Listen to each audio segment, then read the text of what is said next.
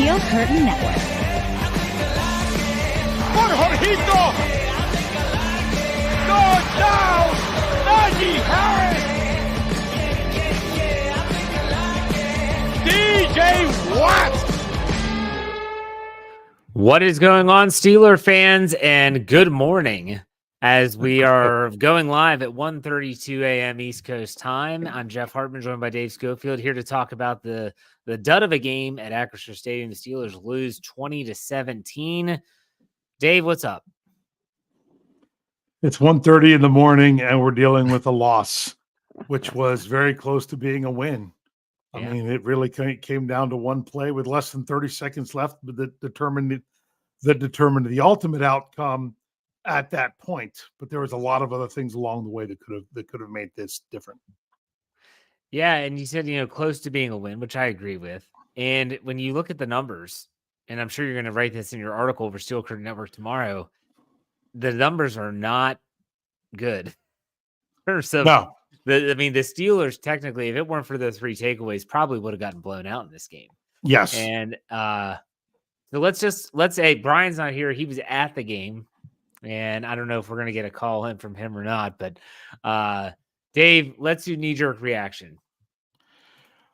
Knee-jerk reaction.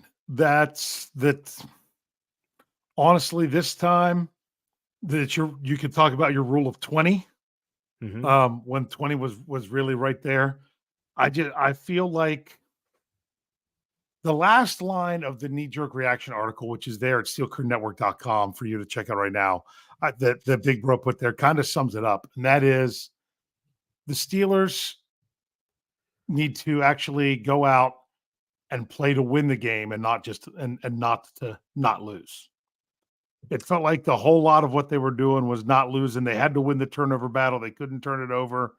Who cares if you lose the turnover battle if you still don't win the game? I felt like there was a lot of some strange things going on with the offense that I'm sure we'll get into. And I think the defense was put out there for a ridiculously long time at the end when they really couldn't get rest to guys that needed that, to someone like TJ Watt, because they were down 2 of their 4 guys at the position. And I don't really, even though the defense was there to close it out, and they didn't, I still think so much of this lies on that the offense just wasn't getting the job done either. I would say that there is plenty of blame to go around in this one. And as I'm getting my winners and losers article and podcast geared up for tomorrow, I'm thinking about, well, there's plenty of blame on the offense to go around, coaching, players, execution. There's plenty of blame on the defensive side to go around. And it was ugly. It was ugly. And then, like I said, it's a shock that they were even close to being in this game. The way they were outgained, they gave up a ton of big plays. We'll talk about all that, I'm sure. All right, but let's get to some. Let's get a super chat up here. Wilson Pava gives us $4.99. He says Patrick Princess, bad spots, ignored holds, and a truly atrocious offense. I hate losing. I hate losing to the Cry Boys more. We needed change. We need change ASAP. Thank you for the tip. We appreciate it. And I know that everyone's going to clamor for change, and we'll talk about what change might look like moving forward. If I were fans, or if I am a fan, if I'm giving advice, I would say don't expect drastic changes. I don't think there's going to be drastic changes between week 5 and week 6. But here we go. Let's get another one here. Steel Dog 88 gives us $5. His offense was unimpressive. Defense turnovers were nice, but early on, time to give Terrell Austin some blame the last 2 weeks. Yeah, I mean, the defense is, you got to think they haven't held up their end of the bargain. I have to be honest, like, this is one of those games that you're used to the Steelers winning. You're used to them. They get the go-ahead score. The defense finds a way to make a play when they need it, and they skate away with a win. Not the case. Not the case. They lose 20-17. So, Dave, let's not belabor the point. Let's get right to the numbers. Let's talk about who did well and who didn't. We're going to start off with quarterback play for the Pittsburgh Steelers. That would be Justin Fields. He finishes 15 of 27, 131 yards, a 4.9 yard average. He did throw 2 touchdowns, did not throw an interception. was sacked 3 times for 16 yards and a 93.3 rating. Dave, what do you think about Justin Fields? This has been a burning topic amongst the fans. I don't think all the problems with the offense lay on Justin Fields. There are people that just don't like him, and they're going to try to say that it's because of Fields. I'm not saying that he's not any of it. I'm just saying I don't usually like to do this, but I just wasn't impressed with some of the things that he was being asked to do. I mean, he did have several passes that were in the hands of the receivers. I mean, not all passes that hit the receivers in the hands are ones that you're like, that means they should catch it. Like, I think of that Connor Hayward one laying out for it, the fact he got his hands on it at all. So it didn't seem like the Steelers offense was really attacking nearly as much as they should have been. I mean, Fields, honestly, I hate to say it, but we have a super chat there. Kind of said it. Fields was okay. I mean, he wasn't great. He wasn't. Yeah. So this was. You go ahead and say it. Eamon J. Singh gives us $4.99. He said the D was great. Fields was okay. He needed more support from the playmakers. So yeah, it's hard to disagree. I mean, so in all, I would say Justin Fields, like I said, he did all right, but it wasn't. None of it was enough to win the game, and I didn't feel like they were real. I mean, I felt like the biggest push down the field was actually the throw from Kyle Allen. Yeah, it kind of sparks the offense, believe it or not. The pass to Pat Freiermuth. I think with Justin Fields, what was really, I guess, curious to me was, okay, well, what is he doing well? And do they stick with it or do they abandon it? And so I looked at Justin Fields and I was like, okay, when they were doing a hurry up style, not necessarily a no huddle, but they weren't substituting and they were getting to the line of scrimmage, they started to move the football. And then they just stopped. They just didn't go back to it. Yeah. And maybe that's what you need to do to get a quarterback into rhythm and an offense to soften up the defense. And I guess what really bothers me the most was that the last 2 weeks, the Steelers have played defenses that have been statistically awful, and they could not exploit those weaknesses. So whether it was Indianapolis's run defense, Dallas had a poor run defense. It's just, they couldn't do anything on time, in rhythm. Justin Fields was, I think Eamon put it well, he was just okay. Yeah. And he made plays. Did he get help? No. I think especially the third down conversion with Connor Hayward where he drops the ball was another drop. I thought that was a really good play by the defense. It was. It absolutely was. George Pickens, it was a third down play to him. I wanted to see a replay. They never gave us that replay. The ball definitely did hit him in the hands, but was it too high? I don't know. Everyone's going to debate that. It was just a weird game, and he was just okay. So we have a couple super chats to get in. Or are you ready to ask somebody else their opinion? Yeah, well, give me 1 second. Okay. Captain Ford gives us $2. He says, on to the next.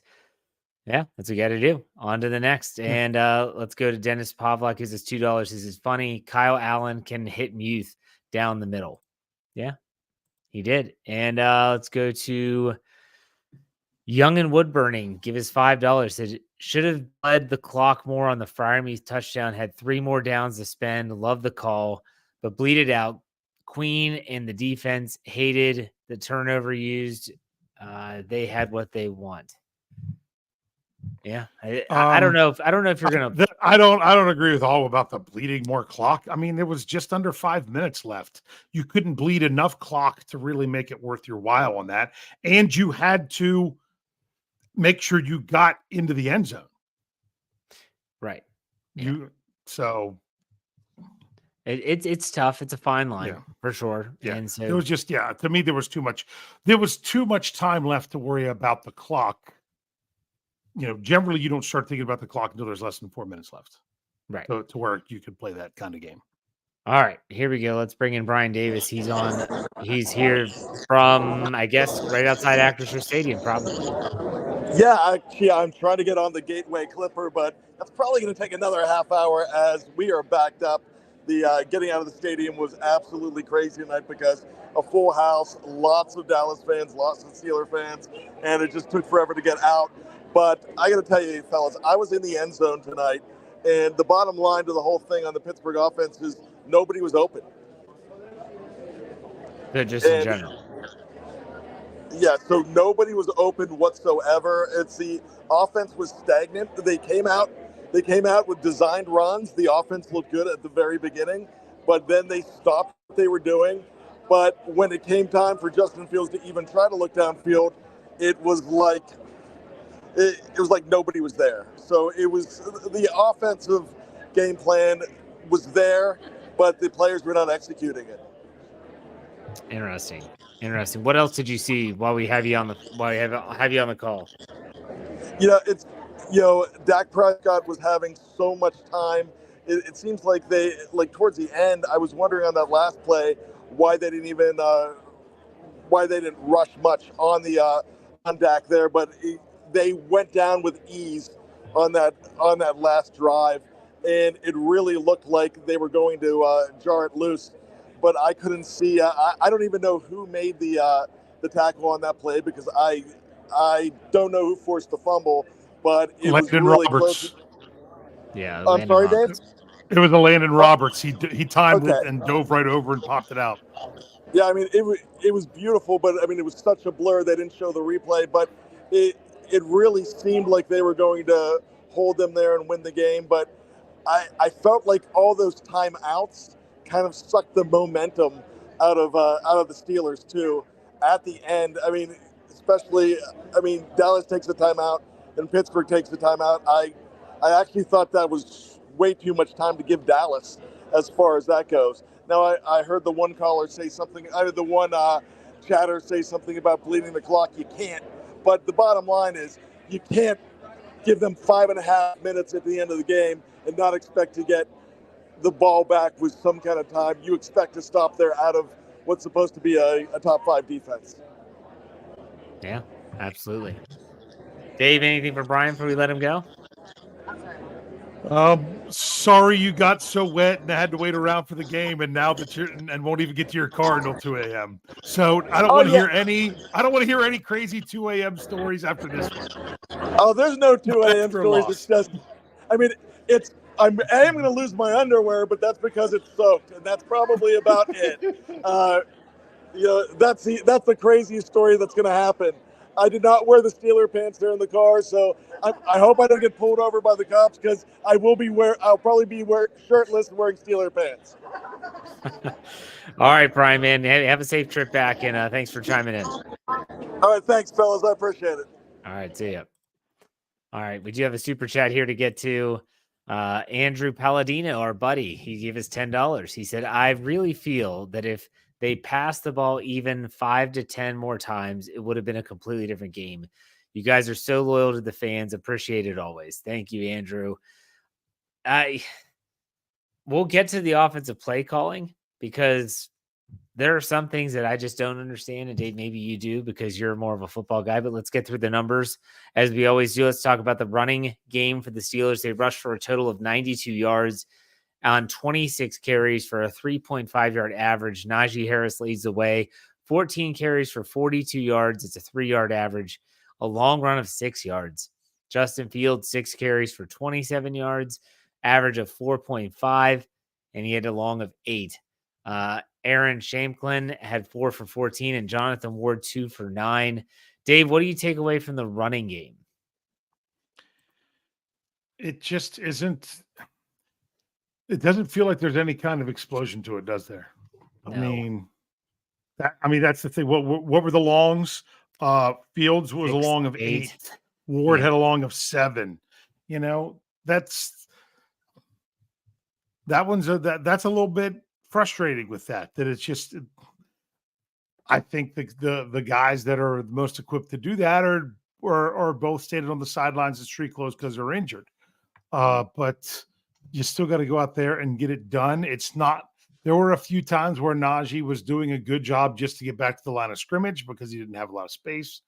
There was also times where it's just, if I don't mind if it's 5 yards and a cloud of dust every time, because 5 yards should get you there. But whenever you're looking at, it seemed like it was so painful when it came to running the ball to just do everything they could to get a first down there at the end. I mean, they get about 6 yards on first down, 2 yards on second down, 1 yard on third down, and have to go for it on fourth down. It just kind of seemed to be the recipe of what they were doing. There's just something. And I mean, I kind of expected the line to take a little bit to come together with everything, with run blocking, now that it's a different combination of offensive linemen that they had out there for this game yet again. But it's just not explosive enough. It's not anything that's really just, I don't feel like the Steelers are attacking the defense's weakness as much as they are just trying to do what they think they do well. I mean, yeah, I think some of their most successful runs came out of checks, though, where Justin Fields is touching his helmet. They're checking into a different run. The Najee Harris stretch play never works. He doesn't have the speed. He doesn't hit the hole fast enough. That's a Jalen Warren play. That's when you get Jalen Warren back, or even a Cordero Patterson might be able to run that play. And there are certain positions on this team that are just ravished with injury. Running back is one of them for sure. The running game, what I really wish is, earlier in the day, I guess this was the prior day, considering what time it is right now. Yeah. I'm watching Jaden Daniels for the Commanders playing against the Browns, and he's breaking off designed runs for 20, 25, 30 yards. I'm thinking, man, like, look at what they're doing with him and how creative they're getting. I think what this is going to boil down to on the offensive side of the ball is that not only is there just okay production from like the quarterback play, but there's also some really bad designs, some really bad decisions from a play calling standpoint that are really putting this offense behind the 8 ball. And so that's frustrating for sure. All right, let's get some super chats here. Dave, there's a question for you. It's here. Thomas Potts gives us $4.99. Said, just got here. Would you have used a timeout to prevent a 10-second runoff? It's a good question. Not when it was your last one. So you would have taken the runoff. I mean, they did take the runoff. Both Correct. teams opted not to take the timeout. How does that clock not stop when he fumbles it out of bounds? Is a fumble out of bounds an automatic? No, his knee was down inbounds. I see. I thought he was fumbling the ball before his knee went down. I do too, but I don't think that's what they called. They said that he was down inbounds. Got it. So I agree with you. I felt that the ball was moving and then it got fumbled out of bounds, but then that should return it to the spot of the fumble and it should have been ruled down there. But they didn't say that they called it a fumble. Yeah. Oh.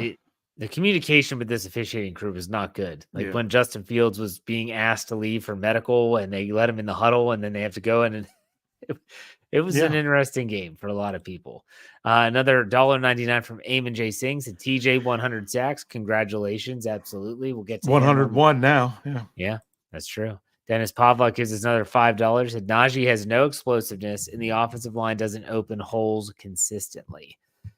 I understand the offensive line struggles early because, as Dave mentioned, they've gone through a different unit every single week. But Najee Harris, I guess, is just Najee Harris at this point. Ken McNair gives us $4.99. He says, check prior comment about Najee. Oh, I got to find where that is. Hold on. You look for that and I'll read this. I will look for that. Let's get Luis Cortez gives us $4.99. He says, I don't want to hear that we average 3 or 4 yards. We want to be a running team, but we can't run the ball. The Cowboys look better running than we did. You're absolutely right, Luis. Yeah. Absolutely. Did you find it, Dave? Yep. All right. It's crazy that Najee led the league in 20-plus yard runs last year.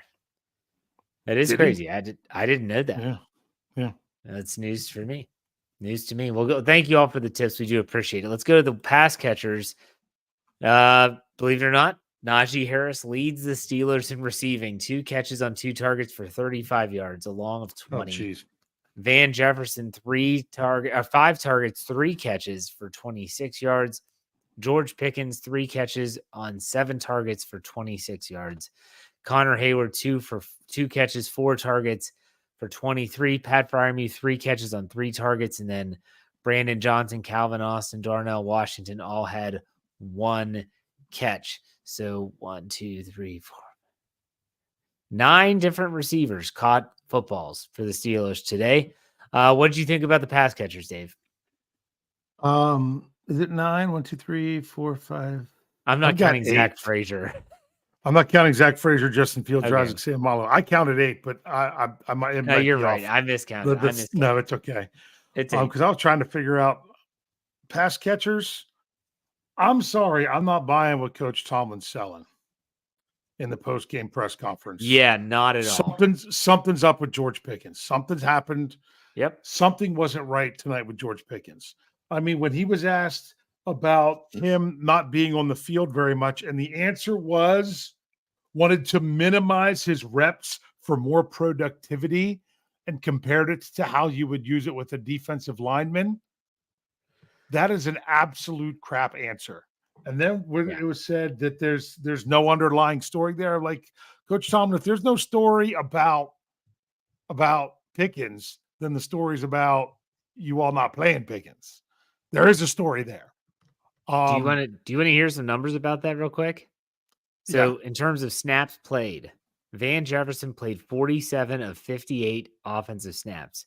Calvin Austin played 44. He got Calvin Austin played 44 of 58 snaps. George Pickens played 34 of 58 defensive snaps. Even Cam Hayward played 55 snaps, and he's freaking 35. And those numbers are via John Ledyard on Twitter, which he was kind enough to share those. So, George Pickens plays 10 less snaps than Calvin Austin and 13 less than Van Jefferson. Make it make sense like I'm 10. Well, he wasn't out there at all in the first drive of the second half, No. which made it seem like there was a reason. Then he wasn't out there the first couple snaps of the next drive. But I don't know what it was, but let's just say this: the explanation being that, no, I don't buy that at all. I mean, if we want to have a positive here, the Steelers did target the tight ends more. Mm-hmm. Connor Hayward had 4 targets. Pat Freiermuth had 3 targets.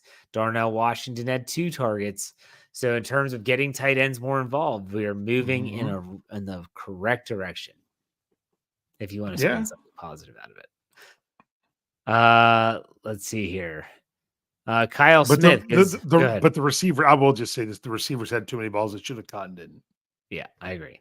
Kyle Smith gives us $5. He said, "Are we done with the Justin Pickett experiment? Because I am. 135 yards passing is pitiful, and can we get a refund on Queen?" As for your first part, I don't know if that was really a question or not, because the Steelers could go to Russell Wilson next week if they wanted. They could. As for Patrick Queen, I think there's a lot of people that are wondering about his return. We'll get to that when we get to the defensive side. But let's talk about the offensive line, Dave. You look at the numbers. Justin Fields was sacked 3 times. The Dallas Cowboys, in terms of quarterback hits, had 8 quarterback hits. So, again, getting a lot of pressure. Didn't run the ball extremely well. Didn't throw it extremely well. How did you think about this offensive line configuration? That I said it on the preview that I didn't have high expectations for them in this game, just because it was Seumalo's first game back, and he didn't play very well in the preseason. I know in that one play he got ran over. I couldn't tell if he slipped. I thought that was a possibility that he slipped, and that's why that came about. But I think that on the one where Fields fumbled it and amazingly got it back. Yeah, it didn't look like he had it at all. But when you slowed it down on the replay, you saw that he snagged it out of there. So they didn't. I mean, when you're talking about the running game of only averaging 3.5 yards a carry, which is ironically the exact same amount that the Cowboys running game averaged, you can't really say that the line was doing, as a whole, was doing great. And when it came to the pass protection, there were times when it was more than adequate, and times where it seemed like, oh my goodness, he's going to get killed. But a lot of those times, was when they were sending multiple people. Like when it was the 1 3rd and long, I know they sent at least 6. And therefore, your only option then is to just get the ball out super quick and hope someone can break something. But it doesn't seem like the offensive line, the pass protection is taking on when the team is when the opponent's trying to do something, run some stunts or send extra guys. It's not that they're always picked up all that great. I mean, to me, the offensive line was just kind of average. Yeah, I think that's a good way of putting it. And I'm hopeful if this group can stay healthy, and I just knocked on wood for those that are superstitious, that maybe they can gel into something that's a little bit better than what we saw.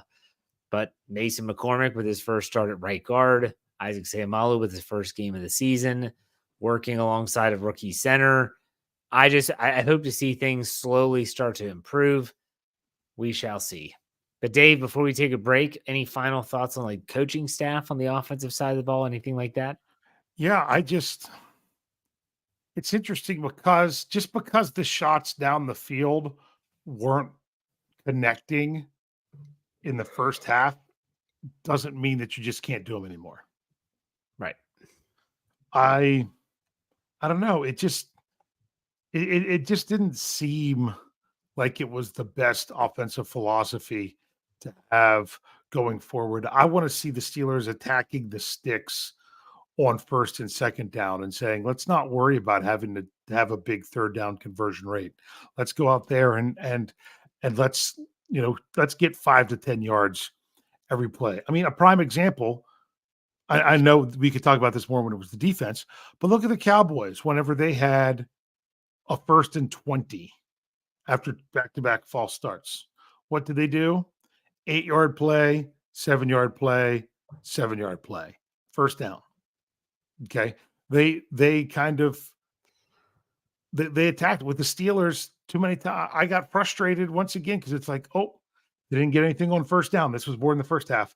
What do they got to do now that's 2nd and 10? They've got to run the ball. Now, I don't want them to feel like they can't run the ball in 2nd down, but you need to run more when it looks like you're going to pass, and you need to pass more when it looks like you're going to run.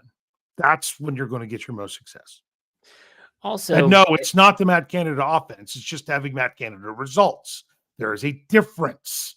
Yeah. Just because you're having the same results doesn't make it the same offense. It has so much more potential with this offense than what the Steelers had the previous 3 seasons. They just aren't doing it. They're having the same results, which is frustrating. I said this last year and I'll say it again. If I am not a football expert in any stretch of the imagination, I'm not going to pretend like I am.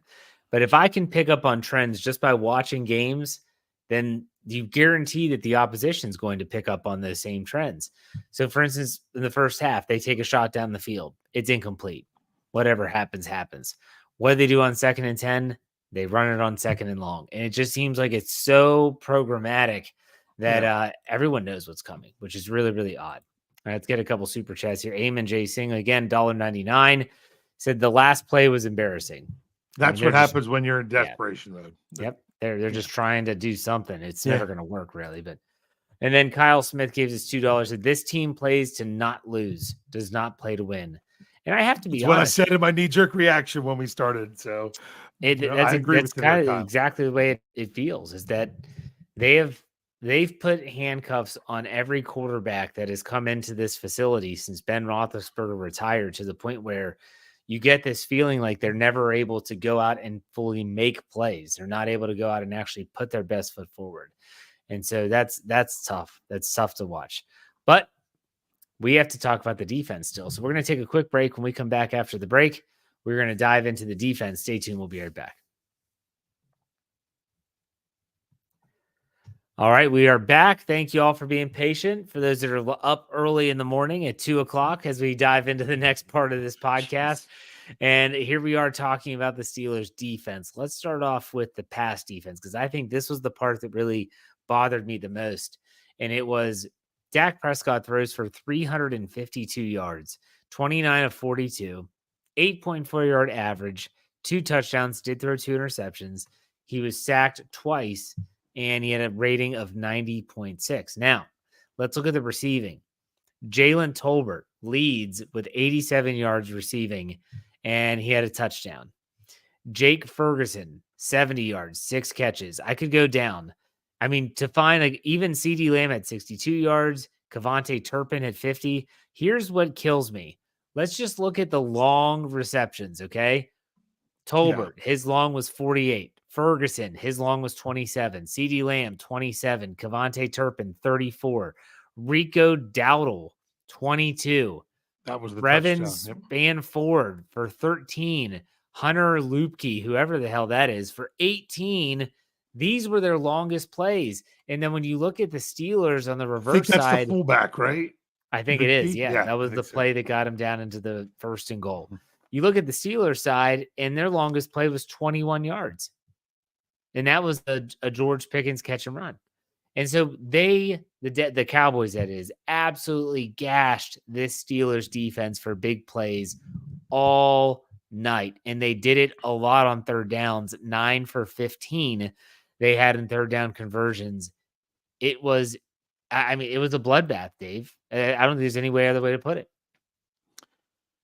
Yeah, they got picked apart. And I can't do this now because the data is not there yet. This is something that I would have wrote down and dove into for the Stat Geek podcast, which I don't do anymore. But I think I'm going to try to get this number and still and kind of include these kind of things with Pittsburgh Standard Time.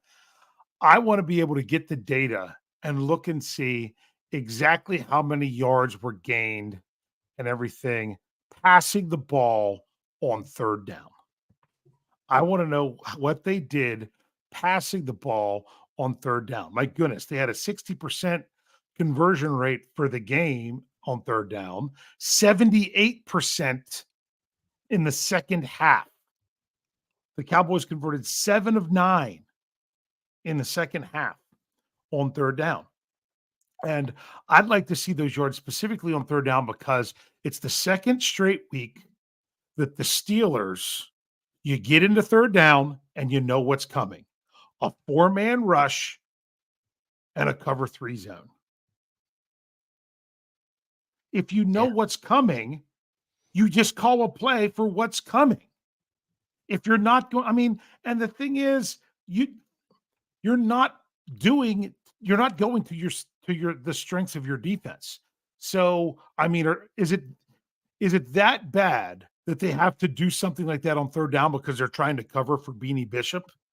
Is that what they're trying to do? Because if that's what you're going to do, that's not going to work because it obviously didn't work otherwise. You got to then say, hey, make a play, or we're going to keep just swinging guys out there until somebody does make a play.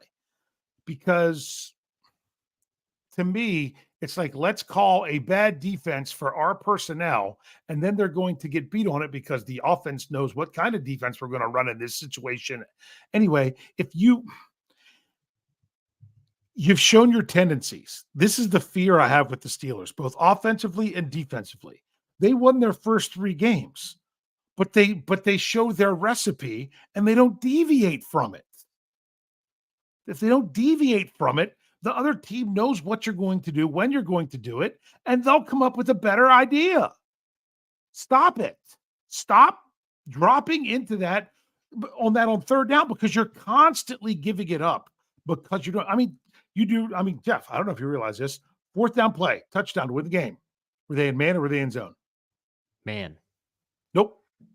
Well, that's what Dante Jackson said. They were in a man defense. And the reason why Deshaun Elliott was trailing because he had to get through the wash. That is not who was lined up on the guy to start. So it might have been some kind of combination or something. But Elliott was not lined up on that receiver. That receiver was passed off as he came across the field. So maybe they said they were in man, but it didn't look like it when you actually looked and saw what happened. So it was just, and that was just me looking at that one guy. Yeah. But he wasn't that as it. Yeah. But I was just frustrated on all those other ones. Come on. That I do have to admit that one catch on the sideline by CeeDee Lamb in the first half was phenomenal. I mean, both guys were right there. That is the spot to kill the zone, and the guys had both converged on him there, and he went and he made that play. But that's the kind of plays that you want the team to have to make all the time in order to beat you.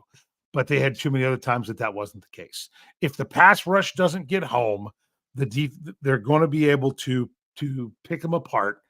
And the Steelers, like I said, I think they just tip their hand of what they're going to do in certain situations.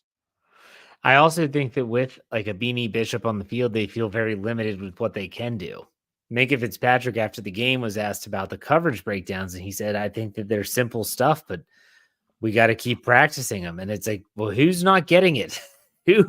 Who at week 5 is not understanding some of these basic concepts that, according to Minka Fitzpatrick, are very elementary. So that's going to be interesting to see how that plays out. But let's take a look also. I thought a very disappointing part of the game was the running defense, because the Dallas Cowboys did not run the ball well. I think they averaged just over 70 yards a game coming into week 5. They rushed for 109 yards, averaged 3.5. And it was Rico Dowdle who had 87 yards and 20 carries for a 4.4 yard average. Ezekiel Elliott gets 6 carries for 17 tough yards. And then they had a couple others here or there. It just seemed like the second half, Dave, they would wait until Cam Hayward, Keanu Benton, Larry Ogunjobi were off the field, and they would just gash them with the run. And that was kind of disheartening. It seemed like they always fell forward.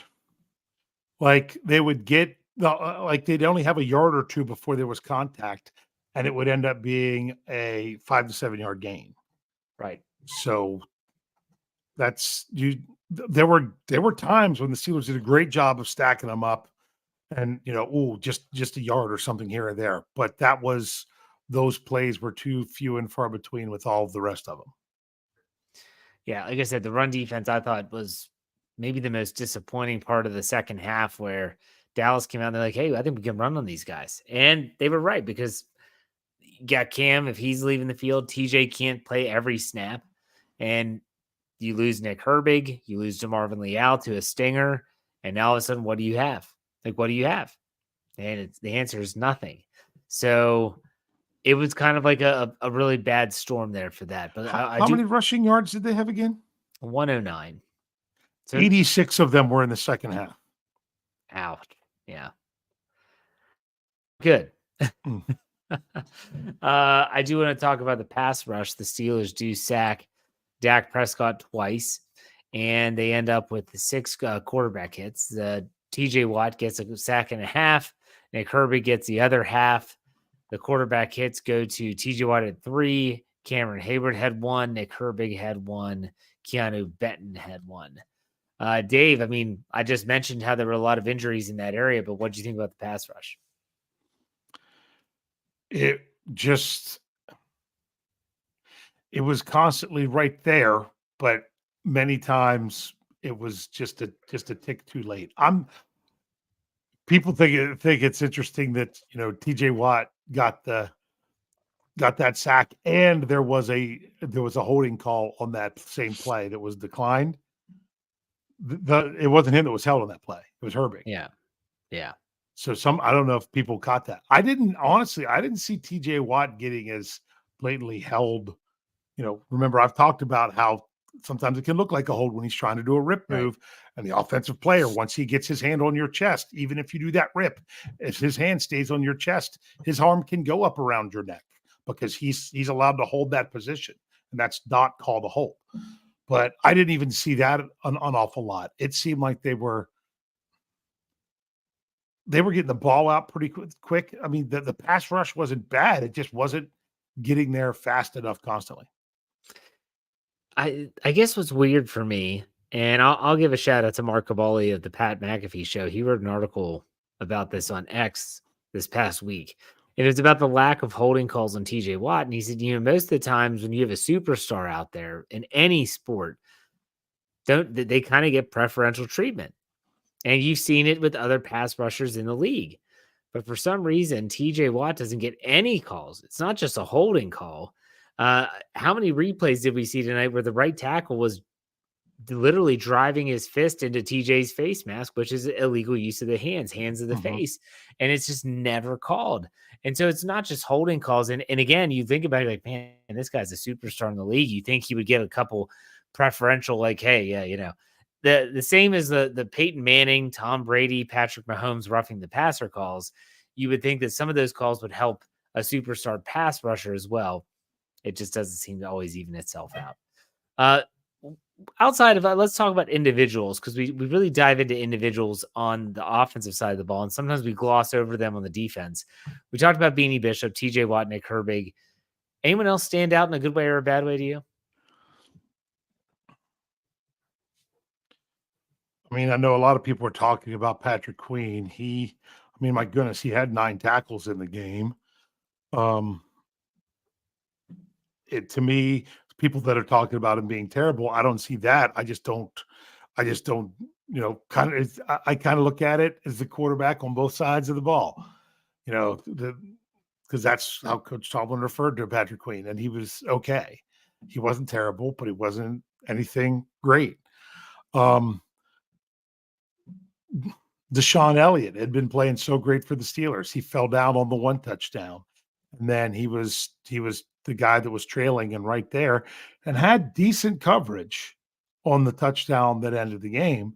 He was in there trying to rip it out, but the offensive guys, they're trying to win the game as well, and he just didn't win that matchup. So I know some people are saying, "Oh, Minka." What do you think about that on the plays there? It's like the one where you could see during the play that Dante Jackson was frustrated because there was supposed to be someone over the top and they weren't there. I mean, it seemed like, it almost seemed like, was Minka, was that Bishop again that he was trying to cover for? And that's why he looked to the inside when he should have been out there for help? Maybe. I don't know. I have to go back and look. So people are that complain that Minka isn't doing anything. Then you're not paying attention. It's not that he's not doing anything. He's just not getting takeaways. So, but that one was a good question. You don't know if that's what the Steelers were asking him to do. Always, peek in and take care of this. I think they're asking him to do an awful lot, and sometimes he just can't. He can't cover, that deep over the top there, and also make sure you're helping out on the tight end. Because he's so good, they're asking him to do an awful lot, and he can't always guess and get it right. So, they only gave up 20 points to the Cowboys when you think about that. But the problem is 20 points wasn't enough to win the game. And they were 1 play away from only giving up 13 points to the Cowboys and winning the game. And look at what the Cowboys have done so far this season. They only scored 19 when they laid an egg against the Saints. But other than that, it's been 33, 25, 20. It's not like they did this offense. It wasn't very good. They let them score way more points than they're used to scoring. That wasn't the case. It's just, once again, it looks like your number of 20, Jeff, might be too high. Maybe it's that the Steelers have to, maybe it's the rule of 17. They have to keep their opponent to 17 points or less, because they did it to 20 and it wasn't enough. Yeah, and I think that when you look at the ebb and flow of this game in particular, you look at how it happened. The Steelers offense finally gets a drive. They finally turn a takeaway into a touchdown, and they give the defense a lead. Holy cow, here we go. They can't just kick a field goal because that guy's got a leg that could probably kick from 65, and they just let him go right down the field. And you're just watching this and you're thinking, oh my gosh, here we go again. This is reminiscent of those teams that we used to watch, in the, I guess it was like early 2020s, and where they would get a lead, the defense just couldn't get that timely stop. It was very, very disheartening. Let's get these super chats up here. Let's get the show flowing. Kyle Smith, $5. Thank you very much. He said, to be fair to Fields, it feels like it was driven into his brain to be gun shy. No matter the quarterback and coordinator, the offense has been similarly inept for years. Absolutely. And I don't think that's coming from the coordinator, by the way. I think Mike Tomlin has a way that he wants to win football games. And I think that he has what he thinks is the best way in terms of his roster to win. Win close defensive games, that's fine as long as you win. But I think sometimes you can handicap the quarterback, and sometimes you can handcuff the play caller into calling a game that maybe they normally wouldn't.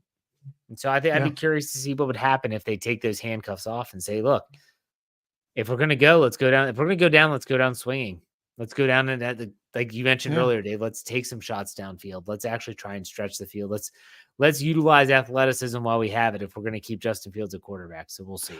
You said it perfectly there. And that's what's so frustrating about the Steelers is that's not the philosophy that they employ. And that is, if you're going to go down swinging. I love that idea.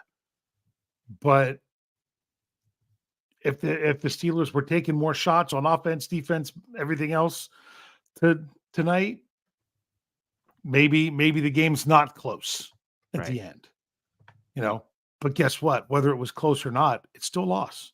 Yeah. Absolutely. Whether the lead changed with less than 30 seconds to go, or the lead never changed the entire game, it's still a loss. And you're putting yourself in a situation that you have to do these things at the end of the game because you're not scoring more than 17 points. Yeah. I mean, my goodness. That's I mean, one other thing about the defense, you said individually, they had 3 takeaways. For sure. They had 3 takeaways. And unfortunately, people were thinking, oh, if only they could have jumped on that fumble there at the end for a 4th takeaway to have to win the game. The Steelers did score finally on the 3rd takeaway, scored a touchdown to actually put points on the board for those takeaways. Pretty much what they did is they took anywhere from 6 to 14 points off the board with the first 2. So they did a nice job taking the ball away, something they really needed to do. But there wasn't as much complimentary football. And I do feel that it's been more of a gun-shy approach the last 2 games than it was the first 3. For sure. All right, let's go to Dennis Pavlik. His is $2. Says Bishop is a rookie, but he needs to be better. I think that everyone would say that. I honestly believe that. And then Dylan Akins is $1.99. He said we need another wide receiver, or this will be another 9-8 season. They do need wide receiver help. I think they recognize that for sure. So, all right, Dave. It's been a tough show. It's really early in the morning right now. Yes. Let's wrap this thing up. Is there anything else you want to bring up or just some final thoughts is fine? I can just do it as part of final thoughts. Sure. Okay. It's numbers that you're probably going to be seeing later today, I guess I have to say, since it's after 2 a.m. When it comes to breaking down the numbers of this game, when I do my by the numbers article, but 1840, Jeff, that's the time of possession of the Cowboys in the second half. They dominated that time of possession. And when you're down to only 2 outside linebackers, you're in trouble. And my goodness, the Steelers had basically one time-consuming drive at all. And that was in the second half, and it was 12 plays, 56 yards, and a touchdown. I mean, technically, their opening drive was where they got the field goal. But I mean, they had another one in the middle that ended up as a punt.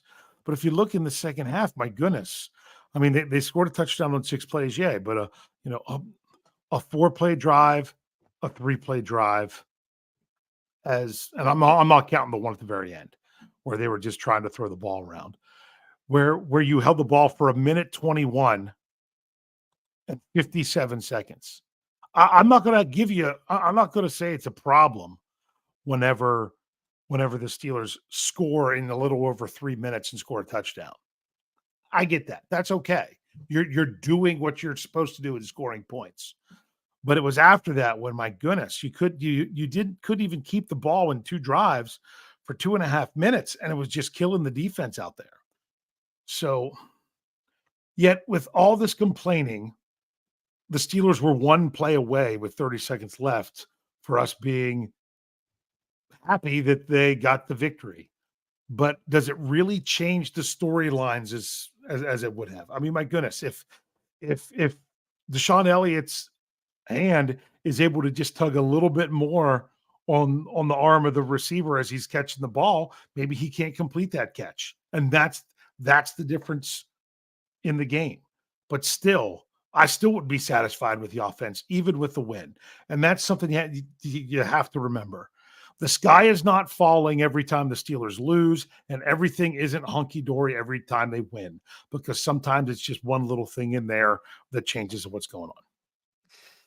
Yeah, so I mean, I got to be honest. The weather delay sucked. I hate night games, anyways. This is even worse. But this just kind of like rubbed salt in the wound. You were hoping that the defense would rise up just one last time, whether it was a takeaway, a stop, anything, and didn't get it. I think this is a gut check week for the Steelers as they get ready to head out to Las Vegas to play the Raiders next week. A later game, but not a night game. And it's going to be interesting to see how they respond in a lot of different ways. And I'm going to want to let everyone know that we are going to have you covered every way possible here at the Steel Curtain Network, which kind of ties into the super chat we have here. Dennis Pavlak gives us $5 and says, appreciate your dedication doing a post-game show at 1:30 a.m. You must be mountain time because it's 2:30 here on the East Coast. And he said, not everyone would be Central Time. Yeah. And so for me, this is something that this is our job and we take it very serious. And so we're going to do a show if it's late tomorrow. I'm going to have a Let's Ride podcast for you with winners and losers. That'll be at 9-ish a.m. when that'll go live. So make sure you check that out. This will be there as early as when we're done here. We'll get it on the audio feed. And then make sure you stay tuned to steelcurtainnetwork.com. I'm going to keep plugging that website, steelcurtainnetwork.com. Dave writes, I write a bunch as well. And we have a lot of good writers there. And so go check us out there at least once a day is what I say. Give us a shot once a day and maybe you'll come back, be a part of that growing community. But Dave, anything else you want to add? No. No. I'll just so people know in the future, if you're going to post the same comment over and over and over, you're going to be put in timeouts. Okay. And keep the bad language out of there, even when you're frustrated when it's lost. We're going to delete the comment. So just letting you know. There you go. All right, Dave. Good stuff as always. We will be back next week for another post-game show. Hopefully not as late. And we'll see everyone next week. Thanks for sticking around. See ya.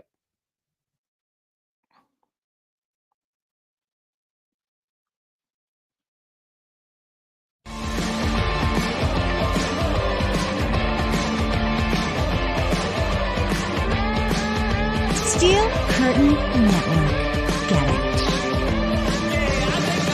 Get it. Everybody else gets a little tight.